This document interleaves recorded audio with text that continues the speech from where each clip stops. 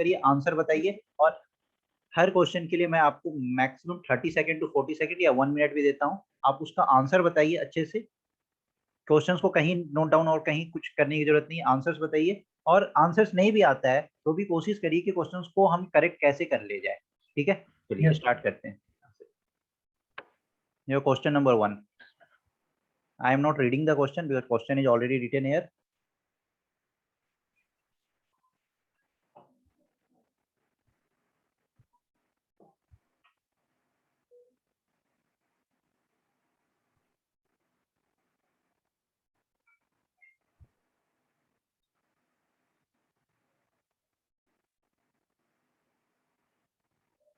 जो भी लोग आंसर देंगे सब टू मी करेंगे, मुझे भेजेंगे, ठीक है, टू एडमिन, सबको नहीं करेंगे। तो आप लोग अपना सेटिंग चेंज कर लीजिए।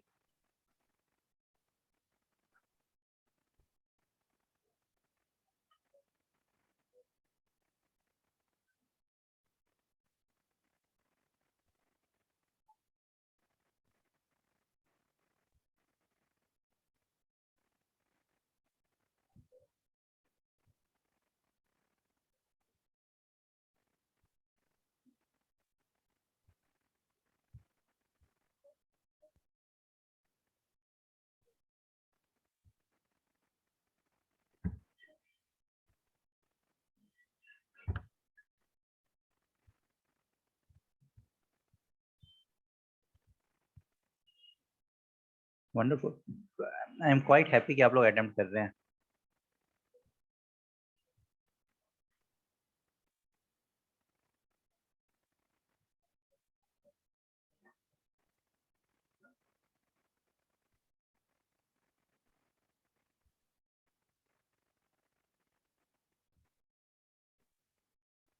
Okay, let's see the correct answer. चलिए, आर्कटिक काउंसिल। तो आर्कटिक काउंसिल है क्या? तो आर्कटिक काउंसिल एक इंटर गवर्नमेंटल फोरम है जो किस चीज को इशू एड्रेस करता है, किसका इशू एड्रेस करता है? तो जो भी इशू आर्कटिक गवर्नमेंट्स के द्वारा फेस किए जाते हैं और इंडिजीनियस पीपल ऑफ आर्कटिक। तो आर्कटिक कहाँ पे है? ये ऊपर में यहाँ पे आर्कटिक सर्किल है। तो यहाँ पे आर्कटिक सर्किल से रिलेटेड कौन कौन से कंट्री है जो इसके अंदर आते हैं, ठीक है। अब आपने ये पढ़ा, उसके बाद आपने ये देखा कि India has the observer status in Arctic council. तो कुछ लोगों के मन में ये आ सकता है, सर आर्कटिक सर्किल तो काफी ऊपर है, तो वहां पे इंडिया का ऑब्जर्वर स्टेटस वाली ऐसी क्या चीज होगी? वहां पे तो सिर्फ आर्कटिक कंट्रीज होंगे। तो देखिए, इन 2019 नॉन आर्कटिक कंट्रीज को भी ऑब्जर्वर स्टेटस का पावर दिया गया है। बट जो ऑब्जर्वर स्टेटस का पावर होता है ना, इनको वोटिंग राइट्स नहीं होता है, ठीक है। तो क्वेश्चन आपसे ये भी पूछा पूछा जा सकता है, तो जो नॉन आर्कटिक नेशंस जो होते हैं उनको ऑब्जर्वर स्टेटस तो मिल सकता है, लेकिन ऑब्जर्वर स्टेटस मिलने का ये मतलब नहीं होता कि उनको वोटिंग राइट्स दिया गया, तो उनके पास कोई वोटिंग राइट नहीं होता है, ठीक है। तो क्या इंडिया के पास ऑब्जर्वर स्टेटस है आर्कटिक काउंसिल में? तो बिल्कुल है। Yes India sir. के साथ साथ यस सर। 13 ऐसे कंट्रीज हैं जिनके चाइना। पास ऑब्जर्वर स्टेटस है, ठीक है। आर्कटिक काउंसिल क्या है? तो is an intergovernmental forum that addresses issues faced by the Arctic government and the indigenous people of the Arctic. Russia, Canada, United Kingdom and Norway are the members of the Arctic Council. देखिए, ये चारों country आपको देख के लग रहा होगा कि यस, लेकिन इसमें यूनाइटेड किंगडम जो है ना, ये आर्कटिक काउंसिल का मेंबर्स नहीं है। आर्कटिक काउंसिल के टोटल 8 मेंबर्स हैं, 8 कंट्रीज हैं, उनका नाम नोट डाउन कर लीजिए। Canada, Denmark, Finland, Iceland, Norway, Russia, Sweden and US. यही 8 कंट्रीज हैं जो आर्कटिक काउंसिल के मेंबर कंट्रीज है, ठीक है। तो इसका आंसर क्या हो गया? सॉरी, कौन कौन वन सा एंड करेक्ट है? थ्री। तो 1 and 3, C, C is one the and correct. Yes, only 1 and 3 are the correct, ठीक है। चलिए।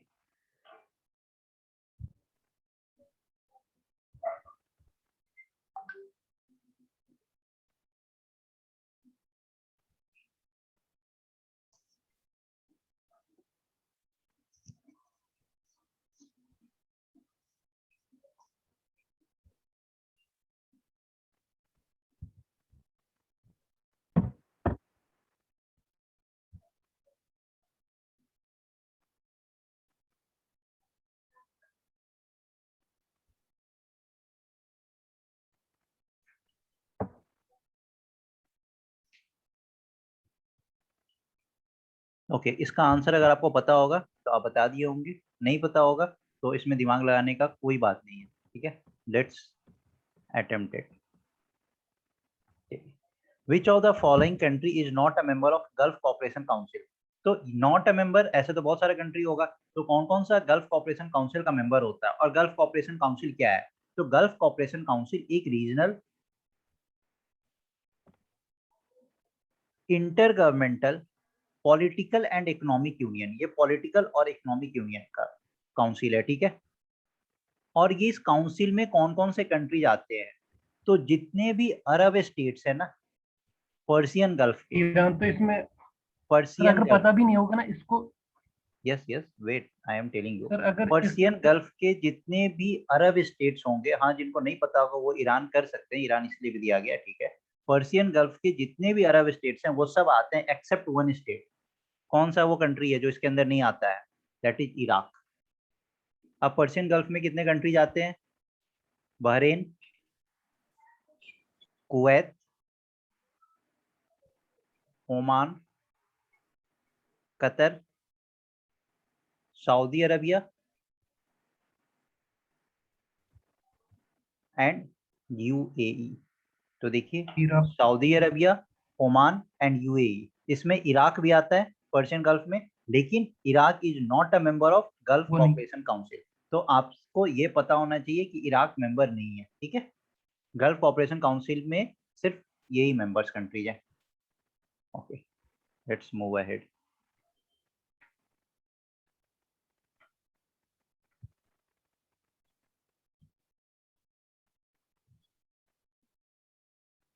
ये सारा आपका करंट न्यूज मैं आपको कवर करा रहा हूँ।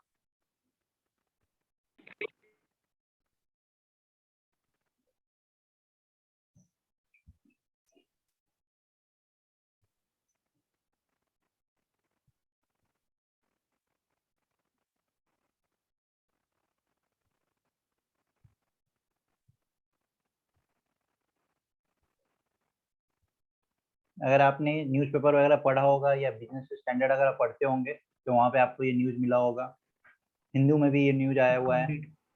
तो और इसी तरीके से पूछा जाता है कि ये न्यूज़ में अभी था तो इसका मतलब क्या होता है। Try to read all the four answers. अगर आपने नहीं पढ़ा है ना तो आपके लिए बहुत ही चैलेंजिंग फैक्टर्स है कि आप सारे आंसर्स को एक बार रीड करिए, और यहाँ पे एट अ टाइम मैं आपको एक्सप्लेन भी करूंगा और आपका क्लियर भी हो जाएगा। एक बार सारे आंसर्स को रीड करिए और अटेम्प्ट करने की कोशिश करिए।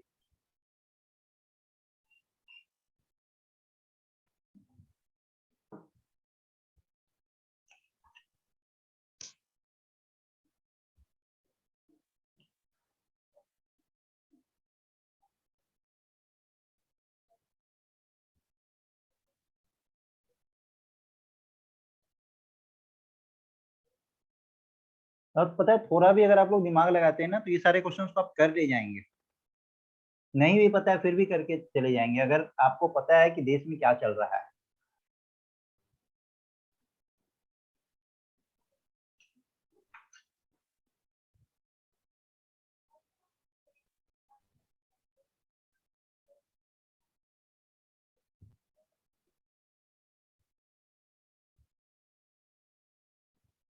चलिए 30 सेकेंड्स मोर।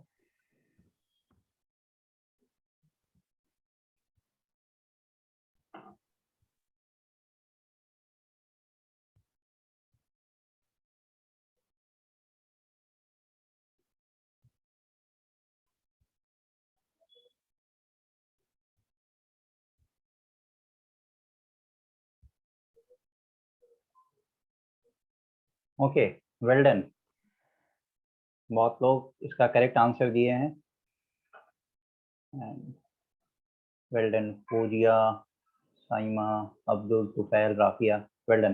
चलिए लेट्स सी क्या बोल रहा है। रिसेंटली, रिसेंट का बात हो रहा है, रिसेंटली आरबीआई मतलब Reserve Bank of India monetary policy committee decided to continue with its accommodative stance this fiscal. Fiscal का मतलब क्या होता है? जो हम लोग फाइनेंशियल ईयर का बात कहते हैं ना उसी को बोलते हैं दिस फिस्कल, ठीक है। तो accommodative monetary policy means, accommodative monetary policy का क्या मतलब है? ठीक है, हमें नहीं पता है देश में अभी क्या चल रहा है। अब हमने चार ऑप्शन पढ़ा। Central bank will alter rates, alter का मतलब चेंज। सेंट्रल बैंक रेट्स को चेंज करेगा इन ही डायरेक्शन, किसी भी डायरेक्शन में, to control the money supply in the system. आपने देखा तो आपको कुछ ऐसा नहीं वियर्ड से लग रहा है कि इतना बड़ा आरबीआई और इस तरीके का डिसीजन लेगा इन ही डायरेक्शन? क्या ऐसा हो सकता है? मॉनेटरी पॉलिसी कमेटी में कौन बैठते हैं आपको पता है ना? 6 मेंबर्स होते हैं मॉनेटरी पॉलिसी कमेटी में, 3 from the RBI background and 3 from the government, जो उनको, गवर्नमेंट। हाँ ठीक है। तो यहाँ पे इस तरीके का डिसीजन की इन एनी डायरेक्शन नहीं। Central bank will increase rates to reduce money in the financial system, और central bank will cut rates to inject money into the financial system wherever needed, और central bank will keep the policy rate unchange. अभी आपने देखा कि इतना बार policy rate change किया जा रहा है, हर 15-20 दिन में पॉलिसी रेट चेंज होते रहता है, तो ये ऑप्शन डी और ए तो हो ही नहीं सकता है। अब आपने देखा कि बी और सी कॉन्ट्राडिक्टरी स्टेटमेंट है, तो इस दोनों में से एक तो करेक्ट है। अब आप देखो कि अभी मार्केट में क्या चल रहा है, डिमांड की कमी है, मार्केट में पैसा की कमी है, तो सेंट्रल बैंक ऐसा कोई पॉलिसी लाएगा ना कि मार्केट में पैसा को इंजेक्ट किया जाए, या ऐसा पॉलिसी लाएगा जिससे मार्केट से पैसा को बाहर निकाला जाए। अगर हमें अपने देश को, हमें अपनी इकोनॉमी को अगर रिवाइव करना है, तो जब मार्केट में पैसा ही नहीं है, डिमांड नहीं होगा, तो सप्लाई कहाँ से आएगा? तो मार्केट में डिमांड को बढ़ाना है ना, इंक्रीज करना है, तो उसके लिए क्या करना है? सेंट्रल बैंक को मार्केट में पैसा पुश करना है ना, इंजेक्ट करना है ना। तो ये तो बोल रहा है to reduce money in the financial system. This can't be your answer. The answer is central bank will cut rates to inject money into the financial system whenever needed. जो भी करंट का क्वेश्चन होता है ना, अगर आप news वगैरह थोड़ा भी पढ़ रहे होते हैं ना, इसलिए लोग बोलता है करंट हमेशा याद नहीं करना है। अच्छे एग्जाम्स का करंट जो होता है ना, वो हमेशा अगर आप न्यूज अच्छे से कवर कर रहे हैं, न्यूज पढ़ रहे हैं, तो आपका कॉन्सेप्ट क्लियर होता है। उस बेसिस पे आपको 4 ऑप्शन दिया रहता है, आपको एक फाइंड आउट करना होता है। बोलिए, सबको समझ आया कि आंसर इज सी? आप लोग कर सकते थे ना खुद से भी, अगर थोड़ा दिमाग लगाते तो। Actually sir, yes sir sir जो एट प्रेजेंट सर जो मॉनेटरी पॉलिसी और इशू की थी सर आरबीआई ने, सर उसमें repo rate, reverse repo rate से उन्होंने रेट सेम रखा है, तभी सर मैं कंफ्यूज हुआ उसमें। रेप अभी सेम रखा है। रेपो रेट और रिवर्स रेपो रेट आप देखेंगे तो पिछले एक साल में कितनी बार चेंज हुआ है। सर ये last in year repo rate और रिवर्स रेपो रेट कितनी बार चेंज हुआ है? हमारा रेट लगातार चेंज होते रहता है, और हमें जो सर एकोमोडेट टारगेट, यहाँ से मतलब क्या है सर? एकोमोडेट करना कि किस तरीके से आप मार्केट में पॉलिसी को एकोमोडेट कर रहे हैं। तो अभी एकोमोडेटिव मॉनेटरी पॉलिसी गवर्नमेंट ने लाया है, इसको इसी तरीके से करना है कि हमारे फाइनेंशियल सिस्टम में जहां भी पैसे की रिक्वायरमेंट होगी ना, वहां पे हम रेट्स को कट करेंगे। रेट्स कट करने से हम मनी को इंजेक्ट कर पाते हैं मार्केट में। इसके पीछे का कॉन्सेप्ट पता है कि रेट्स कट करने से मनी को कैसे मार्केट में इंजेक्ट करते हैं? पॉलिसी रेट क्या होता है? रेपो। रेपो का मतलब क्या होता है? रेपो का फुल फॉर्म जानते हैं आप लोग? Repurchase option. Sir and charge from the commercial bank for giving long term loans. Repo में रीपर्चेज ऑप्शन होता है। लॉन्ग टर्म आपने जो बोला ये बिल्कुल गलत बताया है।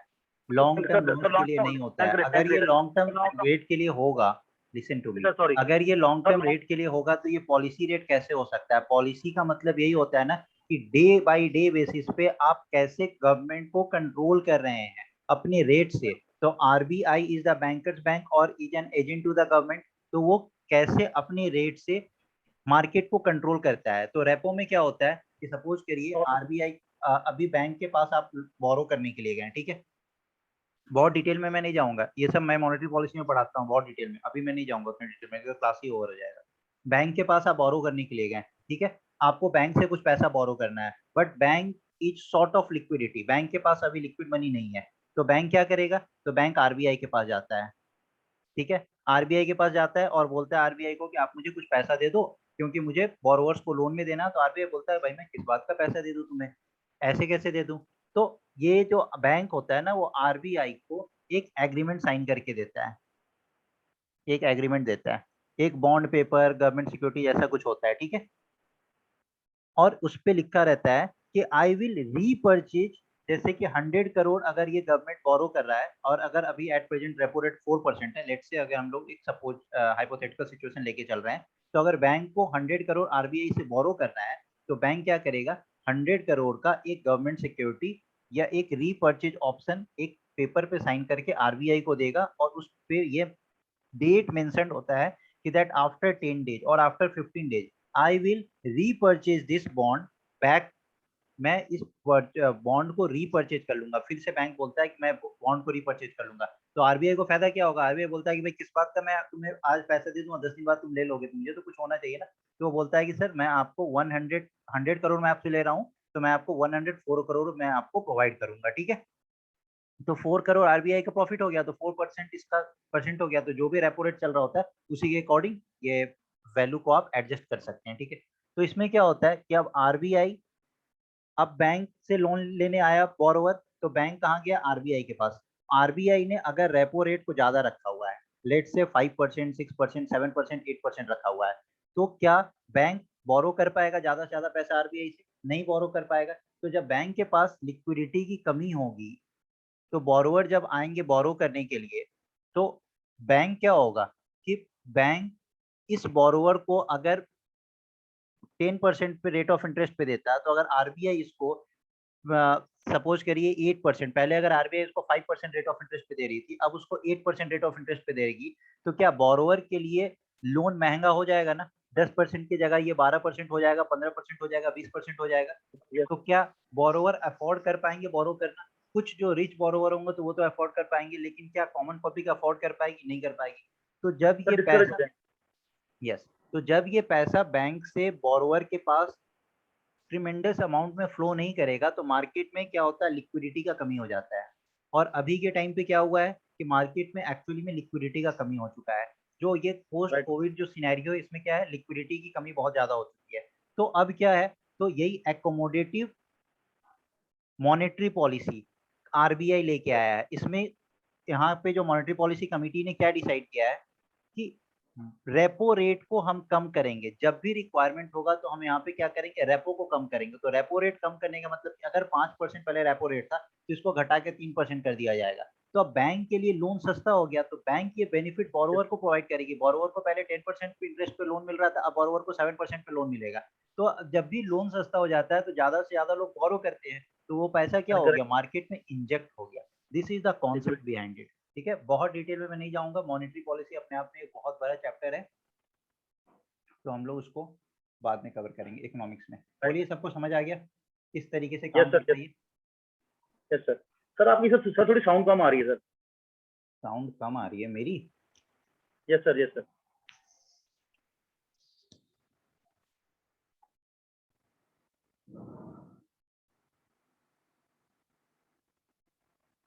ओके, अब सही है?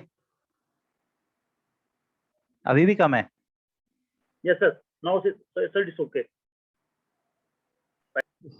ओके, ठीक है। किसी को डाउट इसमें, इस कॉन्सेप्ट को समझने में किसी को कोई दिक्कत?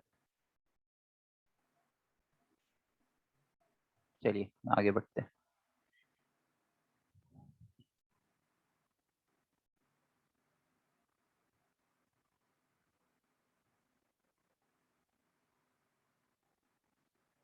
देखिए क्वेश्चन बहुत प्यारा था इसका। एकोमोडेट, एकोमोडेट वर्ड से ही आपको फील होना चाहिए कि ये क्या बताने का कोशिश कर रहा है। जहां भी रिक्वायरमेंट होगी वहां पे आरबीआई क्या करेगा? एकोमोडेट करेगा, पैसे को एकोमोडेट करेगा, मतलब लिक्विडिटी को मार्केट में इंजेक्ट करेगा। चलिए,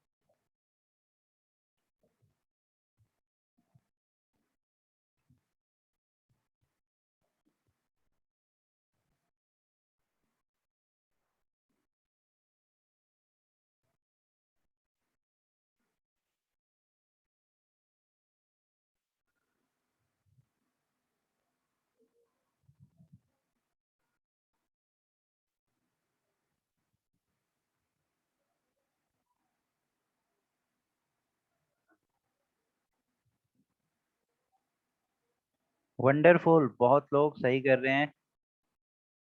अरे वंडरफुल, चलिए, दिस इज वेरी इजी, इसी पे ये क्वेश्चन ही बना है। सांबर लेक, अगर सबको पता है कि सांबर लेक राजस्थान में है, तो बस आपका आंसर आ गया कि answer C is the correct one. Which of these are correct? तो सांबर लेक कहाँ पे है, गुजरात में है कि राजस्थान में? It's in Rajasthan. The lake is surrounded by Aravalli hills on all the sides, तो बिल्कुल सही बात है। It has been designated as a Ramsar site because it is a key wintering area for tens of thousands of pink flamingos and other birds. अच्छा बताइए कि maximum number of Ramsar sites is in which state? Maximum number of Ramsar sites is in which state? जो wetlands होते हैं ना, um wetlands. UP sir. UP UP. Sir, UP. Wonderful, you yes that's the UP correct UP answer. चलिए चलिए, fine.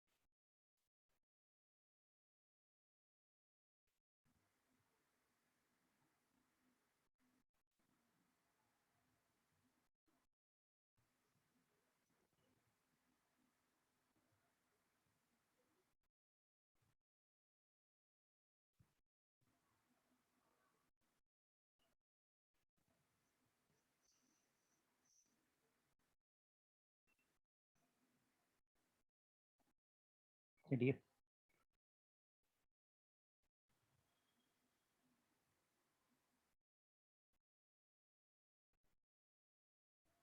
चलिए, बहुत लोगों का आंसर आ रहा है। चलिए, okay, fine. Fauzia, well done, and Afreen, आप दोनों लोग का ही करेक्ट है। Okay, environment impact assessment. सबसे पहले ये समझते हैं कि इन्वायरमेंट इम्पैक्ट असेसमेंट क्या है, इसके पीछे क्या रेशनल था, क्यों इसको सेटअप किया गया था, और ये क्या है। तो देखिए, इन्वायरमेंट इम्पैक्ट असेसमेंट कॉपी पे कहीं पे बुलेट पॉइंट में आप लोग इसको नोट डाउन करते चलिए, काफी इंपॉर्टेंट है। जब किसी भी तरीके का कोई भी डेवलपमेंट प्रोजेक्ट आता है ना, तो इस डेवलपमेंट प्रोजेक्ट का क्या कॉन्सिक्वेंसेस होगा, इसको प्रेडिक्ट करना किसका काम है? तो EIA का काम है। किसी भी तरीके का कोई भी डेवलपमेंट प्रोजेक्ट होगा, तो इस डेवलपमेंट प्रोजेक्ट का क्या कॉन्सिक्वेंसेस होगा, इसी को प्रेडिक्ट करना एक प्रोसेस होता है, जिस प्रोसेस के थ्रू इसको प्रेडिक्ट किया जाता है, and that is known as EIA, environment impact assessment. ये एक स्टैट्यूटरी बॉडी है। अब ये स्टैट्यूटरी बॉडी है, तो किस एक्ट के अंदर ये सेटअप हुआ था? तो ये सेटअप हुआ था इन्वायरमेंट प्रोटेक्शन एक्ट 1986। यहाँ पे सब कुछ सेम दिया हुआ था, लेकिन ये इन्वायरमेंट इम्पैक्ट असेसमेंट एक्ट में नहीं था, इन्वायरमेंट प्रोटेक्शन एक्ट में था। प्रोटेक्शन एक्ट, ये जो EIA सेटअप किया गया था ना, EIA क्या करता है? तो जितने भी प्रॉब्लम्स होता है ना, किसी भी तरीके का कोई प्रॉब्लम्स हो, किसी भी तरीके का कोई कॉन्फ्लिक्ट हो, जो उस प्रोजेक्ट से इफेक्टेड होगा, जो डेवलपमेंट प्रोजेक्ट है, उस प्रोजेक्ट से जो भी इफेक्टेड होगा, उसके बारे में स्टडी करता है कि ये प्रोजेक्ट कितने सारे लाइवलीहुड्स को हैम्पर करेगा, कितना इन्वायरमेंट को हैम्पर करेगा, इससे पीपल कितने हैम्पर होंगे, इन सब को असेस करता है। इसके असेसमेंट के बाद क्या होता है, इसने तो असेस कर लिया, अब यहाँ पे असेसमेंट के बाद एक बैड कॉन्सिक्वेंसेस भी निकल के आता है और गुड कॉन्सिक्वेंसेस भी निकल के आता है कि इसका इम्पैक्ट क्या होगा। तो इम्पैक्ट गुड और बैड दोनों हो सकता है। तो जो बैड इम्पैक्ट होगा उसको क्या किया जाता है, तो उसको मिनिमाइज किया जाता है, उसके हार्मफुल इफेक्ट को मिनिमाइज किया जाता है। और जो गुड इम्पैक्ट होगा उसके बेनिफिशियल इफेक्ट को मैक्सिमाइज किया जाता है। देखिए फिर से मैं समझा रहा हूँ, इन्वायरमेंट इम्पैक्ट असेसमेंट क्या है। किसी भी तरीके का कोई भी डेवलपमेंट प्रोजेक्ट जब इंडिया में आता है तो उस प्रोजेक्ट का क्या कॉन्सिक्वेंसेस होता है उसको स्टडी किया जाता है। उसको स्टडी किया जाता है इस तरीके से कि कितने सारे लाइवलीहुड को ये इम्पैक्ट करेगा, इन्वायरमेंट पे इस पे क्या असर पड़ेगा, कितने सारे पीपल पे इसका इफेक्ट आएगा। तो जो असेसमेंट होता है वो दोनों ही फेज में होता है, गुड और बैड। तो जो बैड कॉन्सिक्वेंसेस होता है उसको इन्वायरमेंट इम्पैक्ट असेसमेंट क्या करेगा, मिनिमाइज करने का कोशिश करेगा, और जो गुड होता है उसको मैक्सिमाइज करने का कोशिश करेगा। तो एक बार जब ये बैड और गुड कॉन्सिक्वेंसेस को देख के इसका सॉल्यूशन फाइंड आउट कर दिया जाता है, तब क्या होता है कि गवर्नमेंट को एक गवर्नमेंट की तरफ से इसके रिकमेंडेशन के बाद गवर्नमेंट की तरफ से क्लियरेंस आता है फॉर दैट प्रोजेक्ट, और तब वो प्रोजेक्ट मार्केट में इम्प्लीमेंट होता है। तो कोई भी तरीके का डेवलपमेंट प्रोजेक्ट होता है ना, तो EIA के थ्रू ऐसी ही प्रोसेस, इसी प्रोसेस से वो फ्लो करता है। समझ गए आप लोग? तो इट आइडेंटिफाइज द इन्वायरमेंटल, सही बात है, सोशल, सही बात है, and economic impact of a project prior to taking a decision on its implementation. तो इम्प्लीमेंटेशन के पहले, इम्प्लीमेंटेशन के डिसीजन लेने के पहले इसका क्या इन्वायरमेंट पे इम्पैक्ट होगा, क्या सोशल इम्पैक्ट होगा, किस तरीके का इकोनॉमिक इम्पैक्ट होगा, उन सबको ये आइडेंटिफाई करता है। तो only statement 2 is correct, statement 1 is not correct. Why? Because it was made an act under Environment Protection Act 1986। EIA पे क्वेश्चन आएगा तो आप लोग करेक्ट कर लेंगे। EIA समझ आ गया? EIA क्या होता है? यस, आप अपना कैमरा बंद करें, बेबी शबनम कैमरा बंद कर ले।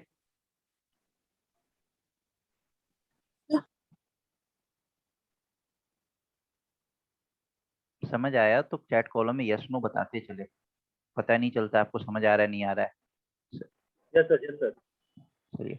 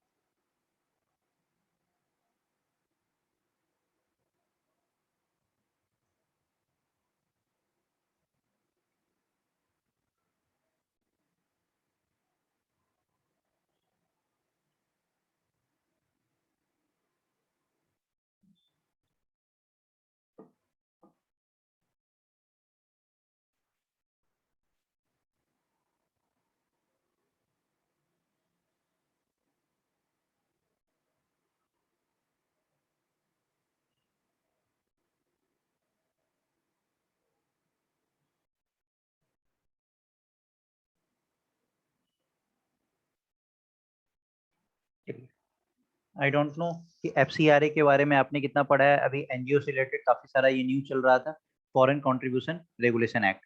चलिए इसका आंसर देखते हैं। ठीक है, अभी तक किसी का आंसर आया नहीं है, देखते हैं। अगर नहीं नॉलेज है तो इस तरीके का आंसर करना काफी मुश्किल हो जाता है फिर। Okay, let's see. देखिए, ये जो FCRA है ना, फॉरेन कंट्रीब्यूशन रेगुलेशन एक्ट, ये कब आया था? तो 2010 में। और ये क्या बताता है कि जितने भी NGO होते हैं ना, उनको रजिस्टर्ड होना पड़ेगा अगर वो फॉरेन फंडिंग रिसीव कर रहे हैं। NGO जो होता है उनको फॉरेन फंडिंग अगर रिसीव करना है तो they have to be registered. तो all NGOs are required to be registered, ठीक है, अगर वो फॉरेन फंडिंग को रिसीव कर रहे हैं। यही फॉरेन कंट्रीब्यूशन रेगुलेशन एक्ट। ठीक है, अभी जो रूल्स है ना, जो एग्जिस्टिंग रूल्स है, इसके अंदर क्या क्या टर्म्स एंड कंडीशंस है। तो जितने भी बैंक्स हैं, ऑल बैंक्स, यहाँ पे कोई भी बैंक्स को,